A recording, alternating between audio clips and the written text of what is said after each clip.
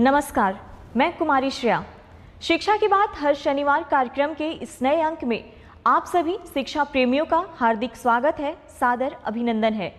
पिछले अंक की तरह इस अंक में भी आप सभी शिक्षकों के द्वारा पूछे गए सवालों के जवाब के साथ हमारे बीच उपस्थित हैं शिक्षा विभाग के अपर मुख्य सचिव doctor S Siddharth sir. Sir, बहुत बहुत स्वागत है आपका शिक्षा की बात हर शनिवार के इस नए अंक में। सर, आज का जो सबसे पहला सवाल है वो ट्रांसफ़र के संबंध में है। कहते हैं ट्रांसफ़र के संबंध में कुछ अपडेट देना चाहेंगे। देखिए, जैसे कि आपको पहले मैंने पिछली बार भी बताया कि 1,30,000 टीचर्स का ट्रांसफ़र हम लोगों ने जिले सब आवंटन किए गए थे और साथ ही साथ उनका स्कूल आवंटन की प्रक्रिया सभी जिलों में शुरू हो गई है।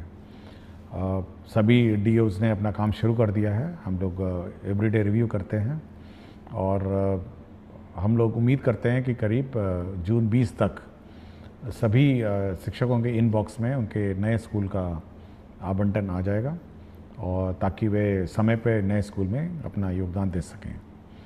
हम लोगों ने दो चीज़ ज़रूर कहा है। एक तो है कि जैसे ही योगदान वो दूसरे स्कूल में देंगे, जिस भी तिथि को 30 जून से पहले, वह अपने पुराने स्कूल से स्वतः विरमित हो जाएंगे। उनको अलग से विरमिति लेने की ज़रूरत नहीं है। ई शिक्षा को ऑटोमेटिकली उनको विरमित कर देगा। और दूसरा ये था कि हम लोगों ने यह भी सभी को कहा कि आप लोग डीओ के कार्यालय में चक्कर नहीं लगाएं, क्योंकि पूरी गोपनीय और पारदर्शिता से स्कूल का आवंटन किया जा रहा है और आपको वैसे भी पता नहीं चलेगा कि आपका कौन सा जो रिकॉर्ड है और कौन सा पोस्टिंग ऑर्डर है वो आपको वैसे भी पता नहीं चलेगा। इसलिए आप थोड़ा धैर्य रखिए और 20 तारीख को जब अपने इनबॉक्स में देख लीजिएगा और साथ ही साथ नए स्कूल में अपना योगदान दें। तो ये हम लोगों ने ऑलरेडी कहा है।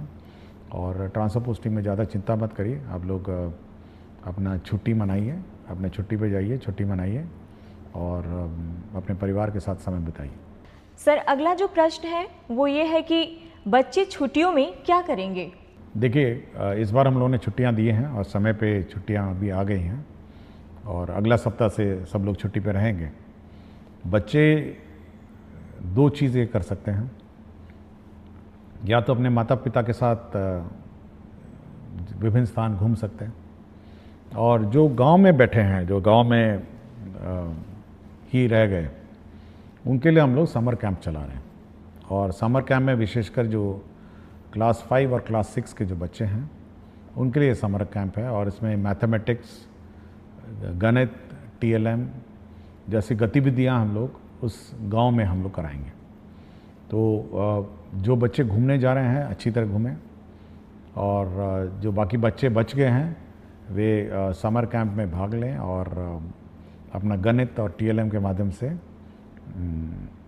मतलब शिक्षा विद जॉय, मतलब खुशी खुशी अपना कोई ले। दूसरा है कि हम लोगों ने, आपको जानकारी होगा, हम लोगों ने होमवर्क भी सभी कक्षाओं के लिए वेबसाइट में डाला है और सभी स्कूल के जो टीचर्स हैं वो डाउनलोड करके बच्चों को अपना होमवर्क लिखवाएंगे। तो जब भी आपको समय मिले तो बच्चे अपना होमवर्क करें और अभिभावक से अनुरोध है कि वे बच्चों को अपना होमवर्क करने में मदद करेंगे। सर, एक शिक्षिका हैं प्रियदर्शिनी नवादा से, कहती हैं छात्रों को गर्मियों की छुट्टी में दिए गए गृह कार्य को लेकर क्या विभाग द्वारा कोई अभिभावकों के लिए वीडियो या ऑडियो संदेश या व्हाट्सएप मैसेजिंग सामग्री साझा की जाएगी जिससे वे सही ढंग से मार्गदर्शन कर सकें? देखिए, हम लोगों ने चिट्ठी दी है और ऐसा कोई हम लोग वीडियो मैसेजेस नहीं देंगे।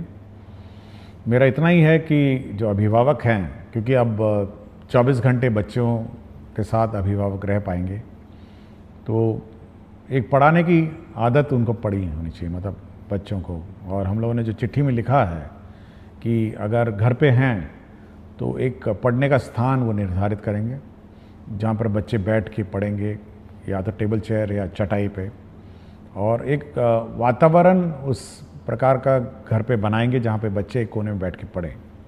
थोड़ा पोस्टर्स लगाएं, गणित के पोस्टर्स लगाएं और चार्ट पेपर लगाएं, ये सब थोड़ा वातावरण बने। तो जो बच्चे घर पे हैं, हम चाहते हैं कि एक पढ़ने की ललक माता पिताओं के साथ बैठ के हो उसकी, और ये लर्निंग प्रोसेस जो है उसको और रुचिकर बनाने की कोशिश करें, ताकि जब वे स्कूल में बाद में आएँ तो एक पढ़ने की ललक उसमें हो और एक पढ़ने की आदत हो, और बच्चे खेलें कूदें। मतलब छुट्टी का समय है, बरसात भी आई गई है, तो बच्चे अपना खुशी मनाएंगे। और जो बच्चे माता पिताओं के साथ घूमने गए हैं तो अपने जहाँ जहाँ स्थल गए हैं वहाँ पे लर्न करेंगे और सीखेंगे। हम लोगों ने होमवर्क भी ऐसी प्रकार दिया है कि जब आप बाहर जाएंगे तो किस प्रकार के गतिविधि और किस प्रकार की चीज़ें ऑब्ज़र्व करेंगे और उसका आप रूपरेखा अपने होमवर्क में लिखेंगे। तो जब लौटेंगे तो आपका होमवर्क टीचर देखेंगे, चेक करेंगे, और आपने क्या आनंद और क्या आपने खेल कूद किया है इसके बारे में पूछेंगे। तो ये खुशी का माहौल होना चाहिए माता पिताओं के साथ, टीचर्स के साथ, अब बच्चों के साथ, कि वे छुट्टी मनाएं। सर, अगला प्रश्न है कि नमस्कार सर, मैं एक डाइट व्याख्याता हूँ। सर, हम लोगों की छुट्टी से संबंधित अक्सर अलग अलग आदेश निकाले जाते हैं और उस आदेश के तहत हम लोगों को आर्थिक, शारीरिक के साथ साथ पारिवारिक समस्याओं का सामना करना पड़ रहा है। जैसे 3 दिन से अधिक की छुट्टी प्राचार्य स्तर से नहीं बल्कि निदेशक महोदय के स्तर से होगी। सर, हम लोग मानसिक उत्पीड़न से गुजर रहे हैं, कृपया समाधान करने की कृपा करें। देखिए, अभी कुछ दिन पहले जो SCERT के डायरेक्टर ने पूछा कि सर स्कूलों में तो बंद है, क्या हम लोग ट्रेनिंग समर वेकेशन में कराएं नहीं कराएं। तो मैंने उनसे स्पष्ट कहा कि जब सब स्कूल बंद हैं, सब टीचर्स बाहर हैं, तो आप किस चीज़ का ट्रेनिंग कराएंगे। तो मेरे ख्याल से हम लोगों ने मना कर दिया, भाई जब टीचर्स ट्रेनिंग छुट्टी पे हैं तो डाइट उसके दौरान नहीं होगी। दूसरा है, हम लोग का ये विचार है कि जो छुट्टियां हैं वो सब ऑनलाइन ली जाए और प्रक्रिया भी ऑनलाइन हो। टीचर्स की जो प्रक्रिया है हम लोग ने स्पष्ट कर दिया है कि ऑनलाइन होगी, और आपको जानकारी होगा कि कुछ ही दिन पहले हम लोगों ने ये गाइडलाइन इशू किया है, जिसमें स्पष्ट किया है कि किस प्रकार की छुट्टी कौन स्वीकृत करेगा और कितने दिनों में स्वीकृत करेगा। तो छुट्टियां स्वीकृति में स्पष्टता होनी चाहिए, ये हम लोग का मत है। टीचर्स के लिए हम लोगों ने कर दिया है, तो डाइट के लिए भी हम कर देंगे। सर, अगला सवाल कुमारी निधि प्राथमिक विद्यालय सुहाग किशनगंज से करती हैं। कहती हैं, एसीएस सर को मेरा प्रणाम। महोदय, मेरे विद्यालय में शून्य निवेश पर एक निपुण बाल मंच कोना बनाया गया है, जिसमें बच्चे अपने मन की करते हैं और अपने द्वारा लिखी हुई कविताएं, कहानियां, अपने द्वारा हस्त निर्मित वस्तुएं और जो भी उन्हें मन करता है वह वहां पर बनाकर प्रदर्शित करते हैं। क्या ऐसा निपुण बाल मंच कोना हर विद्यालय के लिए तैयार किया जा सकता है? महोदय, यह बच्चों के लिए काफ़ी रोचक, उत्साहवर्धक और रचनात्मक रहेगा। धन्यवाद। देखिए, मैं इस निपुण बाल मंच को देखना चाहूँगा, क्योंकि अब तो छुट्टियाँ हैं, तो जब भी खुलेगी तो मैं ज़रूर इस निपुण बाल मंच को देखना चाहूँगा। और मेरा अपना मानना है कि जो बच्चे अपने स्वतंत्र और स्वच्छ भाव से जब कोई भी चीज़ की रचना करते हैं तो वह उत्कृष्ट होती है, और अपने जो भावनाओं का जो प्रकटीकरण है वो मतलब बिल्कुल स्वतंत्र रूप में जब करते हैं तो बिल्कुल उच्च कोटि का होता है। तो सभी स्कूलों को यह उम्मीद और कोशिश होनी चाहिए कि बच्चों की जो भावनाएं हैं, बच्चों का जो हुनर है, उसको प्रकट करने का मौका देना चाहिए। और मैं ज़रूर इस विद्यालय में इस मंच को देखना चाहूँगा जब भी मुझे समय मिलेगा। सर, अगला सवाल, मैं एक भुक्तभोगी डाइट व्याख्याता हूँ। सर, मुझे जानना है कि एक शिक्षक या व्याख्याता कितने घंटे तक बिना थके पूरी ऊर्जा के साथ पठन पाठन का कार्य निर्बाध रूप से जारी रख सकते हैं। सर, हम लोग सुबह 8 बजे से प्रशिक्षण शुरू करते हैं और 6:30 तक ये चलता रहता है। सर, विगत कुछ वर्षों से इस तरह का थकाऊ, उबाऊ और नीरस प्रशिक्षण देते देते हम लोग ऊर्जा विहीन हो चुके हैं। कृपया मार्गदर्शन देने की कृपया करें। देखिए, बड़ी चिंता का विषय है। मैंने और मेरा अपना मत है कि जो भी टीचर है, जब तक वो एंजॉय नहीं करेगा अपना टीचिंग प्रोसेस को, तो कुछ नहीं डिलीवर करेगा, खड़ा रहेगा, रूटीन वे में कुछ पढ़ाएगा। तो हम लोग की कोशिश है कि फर्स्ट हाफ में रीडिंग राइटिंग और ये सब जो भारी भड़कम टीचिंग है वो होनी चाहिए, और सेकंड जो पार्ट है जो लंच के बाद है उसमें रोल प्लेज होना चाहिए कि टीचर को कैसे पढ़ाना है, स्टूडेंट्स को कैसे इंटरेक्ट करना है। तो हम एक बार फिर से इसको रीलुक करेंगे छुट्टियों में कि कैसे पाठ्यक्रम पढ़ाए जाए, क्योंकि हेवी पाठ्यक्रम पढ़ा के आप डिलीवर नहीं कर सकें। और हम लोग का उद्देश्य जो है बेसिकली डाइट का वो सब्जेक्ट पढ़ाना नहीं है, हम लोग का उद्देश्य यह है कि बच्चे कैसे पढ़ाए जाए, बच्चे अध्ययन कैसे करेंगे और बच्चों का जो एक्टिविटी है वो कैसे हो, इस पर ज़्यादा ध्यान है। नॉट कि बैठ के फिज़िक्स पढ़ाएं, केमिस्ट्री पढ़ाएं, ये हम लोग का काम नहीं है। इसलिए इसको एक बार डिज़ाइन करेंगे, और जब भी समर वेकेशन के बाद डाइट और एससीईआरटी के कोर्सेज शुरू होंगे तो एक नए लुक में हम लोग इसको लॉन्च करेंगे। सर, एक शिक्षक हैं संजय यादव, उत्क्रमित मध्य विद्यालय कोडरा हाता, हथवा, गोपालगंज से, कहते हैं महोदय, आपके द्वारा अभिभावक शिक्षक संगोष्ठी के लिए एक कैलेंडर जारी किया गया है। अभी से पूर्व भी संगोष्ठी का आयोजन कई मर्तबा किया जा चुका है, पर संगोष्ठी से संबंधित प्रधानाध्यापक और प्रभारी प्राचार्य के नाम से जो पत्र कल के डेट में आपकी तरफ से निर्गत हुआ है वह हमें यह सीख देती है कि किसी आयोजन अथवा मौका को अत्यंत महत्वपूर्ण कैसे बनाया जाता है। क्या इस मौके पर हम अपनी कक्षाओं के बच्चों का मासिक मूल्यांकन रिपोर्ट अभिभावकों को बता सकते हैं ताकि हमारे बच्चे का अपडेट अभिभावकों को मिल सके? देखिए, आज शनिवार है और आज छुट्टी से पहले संगोष्ठी के लिए संबंध में मैंने पत्र लिखा था। इसमें देखिए, ये जो पेरेंट टीचर मीटिंग है ये बहुत महत्वपूर्ण मीटिंग है, और इसमें इसीलिए मैं इसको बहुत महत्वता देता हूँ और इसीलिए मैं अपने दस्तखत से इसको निर्गत करता हूँ। देखिए, इसमें बच्चों का क्या प्रोग्रेस रहा है यह टीचर को बताना होता है। जो क्लास टीचर होती है उसको बताना होता है कि आपका बच्चा ठीक है, आपका बच्चा पढ़ाई में थोड़ा कमज़ोर है, घर पे पढ़ाइए। उसके प्रोग्रेस के बारे में पेरेंट्स को बिल्कुल स्पष्ट होना चाहिए। मैथ्स का, फिज़िक्स का, रीडिंग है, सब है। तो ये बिल्कुल बहुत ही महत्वपूर्ण है, और अगर यदि बच्चा समय पे स्कूल नहीं आता है तो माता पिताओं को उसको बोलना भी पड़ता है। तो ये एक बहुत ही इम्पॉर्टेंट फोरम है जहाँ पे माता पिता के साथ टीचर इंटरेक्ट करते हैं, बच्चे के शैक्षणिक कार्यों के बारे में चर्चा करते हैं। देखिए, स्कूल में तो टीचर गाइड करते हैं, लेकिन घर पे माता पिता गाइड करते हैं, और एक बहुत महत्वपूर्ण गाइड करने का एक माध्यम है। इसलिए माता पिता को भी पता होना चाहिए कि उनका बच्चा क्या कर रहा है, स्कूल में कैसी पढ़ाई कर रहा है, क्या उसकी रुचि है। तो ये बहुत महत्वपूर्ण कार्य है। और हम लोगों ने आज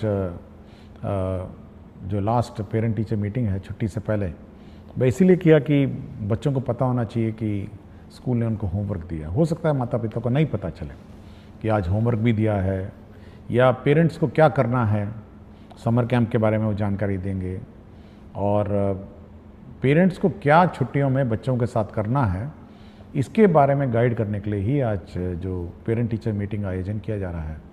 तो वो इसी का महत्वपूर्ण एक अंश है। सर, अगला सवाल रवि शंकर दास, यूएमएस खरुधा प्रखंड, ठाकुरगंज, जिला किशनगंज से करते हैं। आदरणीय एससीएस सर, हमारे विद्यालयों में प्रत्येक शनिवार को जिस प्रकार बैकलेस सैटरडे में विभिन्न प्रकार के एक्टिविटीज को शामिल किया गया है उसमें योग को भी समाहित करने की कृपा की जाए, जिससे हमारे बच्चों को योग का लाभ प्राप्त हो सके।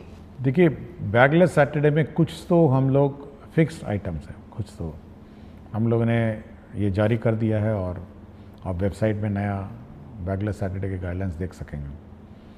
इसके अलावा स्कूल पर ये हम लोगों ने छूट दी है कि योग करें या जो भी सिखाना चाहे, क्योंकि अगर हम लोग कंपलसरी कर देंगे यह संभावना है कि वहाँ लोकल टीचर नहीं मिलेंगे। तो यह स्कूल पे छोड़ दिया गया है कि इसके अतिरिक्त जो करना चाहें और जो एक्टिविटी करना चाहें तो वो कर सकते हैं। और योग बहुत अच्छी बात है और बहुत सारे स्कूल कराते भी हैं। तो बैकलेस सैटरडे में बिल्कुल फ्रीडम है जो करिकुलम है उसके अतिरिक्त है। डिज़ास्टर पे बात होती है, संगीत के बारे में बात होती है, स्पोर्ट्स के बारे में बात होती है, और बच्चे को जो की चीज़ रुचि और जो क्यूरोसिटी है उसके बारे में बात होती है। इसलिए हम लोग बिल्कुल छूट दी हुई है। ये बिल्कुल टाइड अप सैटरडे नहीं है कि यही करना है और इसी पर काम करना। सर, एक शिक्षिका है बेबी कुमारी गोनवा पोवारी उच्च विद्यालय से, कहती हैं, सर क्या हर महीने होने वाली अभिभावक शिक्षक संगोष्ठी के लिए कोई एकीकृत रिपोर्टिंग प्रारूप या पोर्टल विभाग उपलब्ध कराएगा जिससे सभी विद्यालय एक समान रूप से रिपोर्ट भेज सके? देखिए, इतना रिपोर्ट अगर आने लग जाए तो हम लोग का तो विभाग बिल्कुल का सर चकरा जाएगा, और ज़्यादा रिपोर्ट हम लोग को चाहिए भी नहीं। हम लोग देखिए, हम लोग ये उम्मीद करते हैं कि अभिभावक और जो शिक्षकगण उस स्थानीय स्तर पर समस्याओं का समाधान करेंगे, स्थानीय स्तर पर अपना हल निकालेंगे। अब हर चीज़ हम रिपोर्ट लेके, हर चीज़ हम अगर इकट्ठा करने लगे तो उसका कोई हल हम नहीं निकाल पाएंगे। हाँ, फीडबैक अगर आपके पास है कोई संगोष्ठी के बारे में कि कैसे अच्छा करना है या उसमें सुधार करना है, तब तो बात सही है, लेकिन हर चीज़ का रिपोर्ट हम नहीं ले सकते। नहीं, ये हम चाहते हैं कि पेरेंट और स्टूडेंट और टीचर आपस में स्थानीय स्तर पर विचार करें और मामले का समाधान निकालें। सर, एक शिक्षिका है अंकिता दरभंगा से, कहती हैं, सर कुछ स्कूलों में अभी भी कुछ बच्चों को अभ्यास पुस्तिकाएं नहीं मिली हैं। क्या इसके लिए एक तेज ट्रैक शिकायत निवारण प्रणाली बनाई जा सकती है जिससे हम संगोष्ठी से पहले यह सुनिश्चित कर सकें? देखिए, मैंने कहा था कि छुट्टियों से पहले सभी किताबें मिल जाएं, और अगर मिली नहीं तो मैं ऑब्वियसली संबंधित में कार्रवाई करूँगा। मैंने बहुत स्पष्ट कहा था, और ये कहा था कि बच्चे छुट्टियों से जाने से पहले किताब लेके जाएंगे और पढ़ेंगे। एक बार हम लोग रिव्यू करेंगे अभी, क्योंकि छुट्टियां हैं, कि किस किस को किताबें नहीं मिली और किस कारण से नहीं मिली। लेकिन ये यदि नहीं मिली है तो बड़ा चिंता का विषय है। मैं पहले भी बोल चुका हूँ, और पिछली बार मैंने कहा, एक बच्चे ने किताबों के बारे में चर्चा भी की थी, तो अगर नहीं मिली तो मैं इस पर एक बार समीक्षा करूँगा और देखेंगे, इसको कोई रिजॉल्व करने की कोशिश करूँगा। और अगर कोई इशू होगा तो हम लोग कोशिश करेंगे कि अब तो टीचर तो है नहीं, तो बच्चों को आइडेंटिफाई करना भी मुश्किल है, तो एटलीस्ट जो छूट गए हैं, जिस दिन स्कूल खुलेगा वहाँ पर उस किताबें रखी रहेंगी। सर, अगला सवाल है, सर पीटीएम के लिए निर्गत पत्र अत्यंत शानदार है।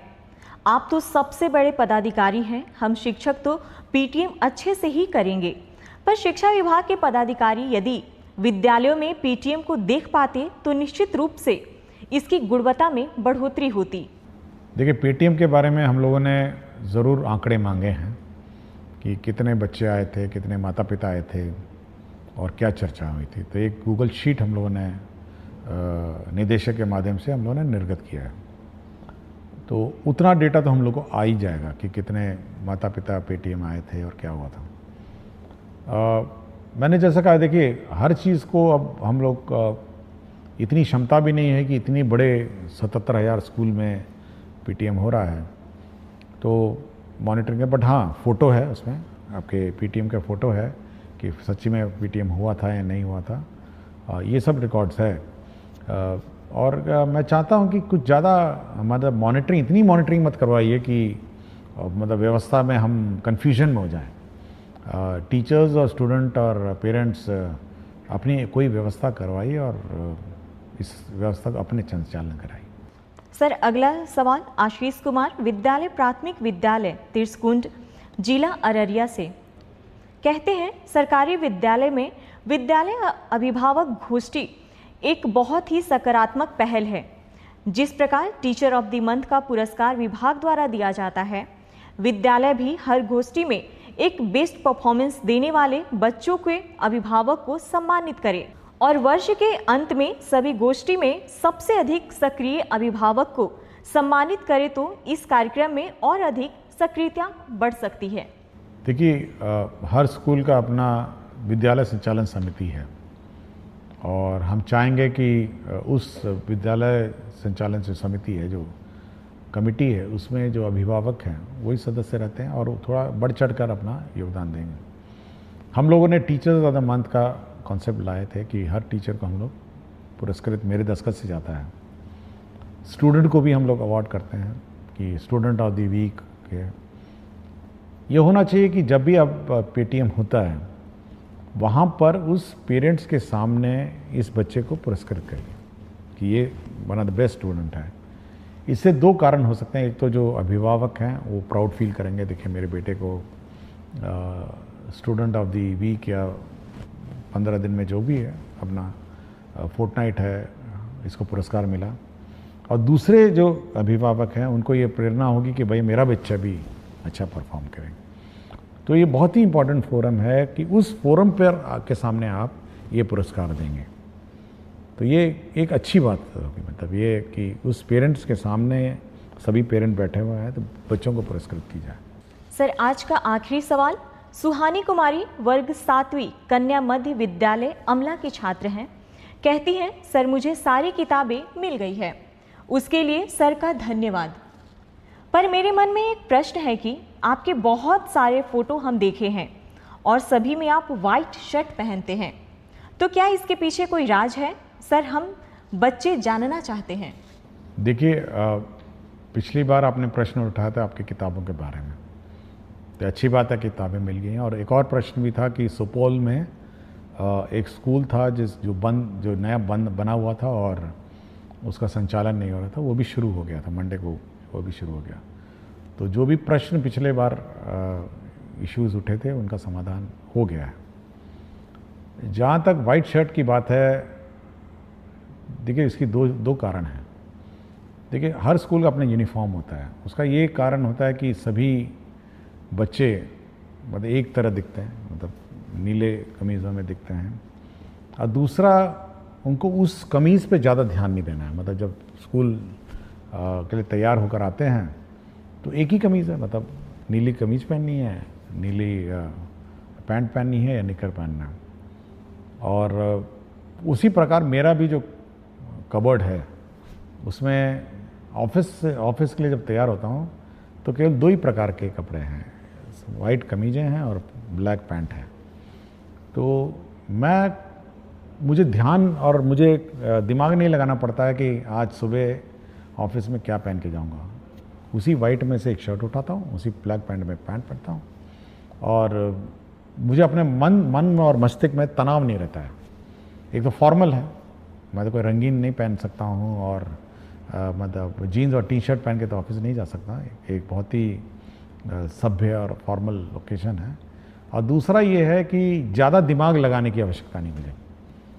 ज़्यादा दिमाग अपने काम पे लगाइए, ज़्यादा दिमाग अपने मतलब जो आज दिन भर करना है उसके बारे में सोचिए कि आज दिन भर क्या करना है। तो ज़्यादा दिमाग मेरा उसी में लगता है। और जब मैं नहाता हूँ तब सोचता हूँ कि आज दिन भर का क्या काम है, उसको रिवाइज़ करता हूँ कि ऑफिस जाऊँगा तो ये करूँगा, फिर 11 बजे ये करूँगा, 12 बजे ये करूँगा, 12:30 इन लोगों को मैंने समय दिया है और 1 बजे 1:30 बजे मैं खाना खाने आऊँगा, फिर 3 बजे ये करूँगा। तो पूरा रिवाइज़ होता है, एक पूरा प्रक्रिया। जब मैं तैयार हो रहा था तो पूरा मेरा दिनचर्या बिल्कुल रिवाइज़ होता है, मेरे दिमाग में बैठा रहता है। मुझे कभी भी एंगेजमेंट पैड देखने की ज़रूरत नहीं है कि आज दिन भर मुझे क्या करना है। और पूरा कंठस्थ याद रहता है कि शाम 7 बजे 8 बजे आज किसी की शादी में जाना है, आज किसी के सालगिरह में जाना है, ये भी नपा तुला रहता है। तो इसलिए ये दिमाग बिल्कुल नहीं लगाना पड़ता मुझे। और कमीज और पैंट और शर्ट में मैं ज़्यादा दिमाग नहीं लगाता। वाइट शर्ट और ब्लैक पैंट यही 2 है जो मैं ऑफिस पहन के जाता हूँ। इसके अंदर मैं कोई रंग नहीं पहनता हूँ। इसलिए मैं बच्चों को भी कहता हूँ अपना यूनिफॉर्म पहनिए, सभी लोग यूनिफॉर्म पहनिए, सभी जैसे दिखेंगे। और ज़्यादा माथापच्ची नहीं है। कभी कभी मैं देखता हूँ बच्चे यूनिफॉर्म नहीं पहनते, कोई रेड टी-शर्ट पहना हुआ है, कोई वाइट टी-शर्ट पहना हुआ है, तो एक तो भिन्नता हो जाती है ना स्कूल में, एक जैसे दिखते नहीं हैं, समानता नहीं है स्कूल में। और अगर हम लोग छोड़ दें बिना यूनिफॉर्म के तो आप सोचते हैं कि जो अमीर बच्चा है वो अमीर बच्चे की तरह ड्रेस करने लग जाएगा, जो गरीब बच्चा है वो गरीब की तरह ड्रेस करने लगेगा। एक कंपटीशन और प्रतिस्पर्धा हो जाएगी कि देखिए वो बहुत अच्छा पहन के आई है, वो बहुत अच्छा पहन के आया है, हम भी पहनेंगे। तो ये सब छोड़ के सब एक रूपता, एक साथ कपड़े पहनिए और ध्यान शिक्षा और शिक्षा ग्रहण में लगाइए। बहुत बहुत धन्यवाद सर। शिक्षा की बात हर शनिवार कार्यक्रम के अगले सप्ताह में आप सभी शिक्षकों और बच्चों के प्रश्नों के साथ फिर से मिलेंगे। धन्यवाद।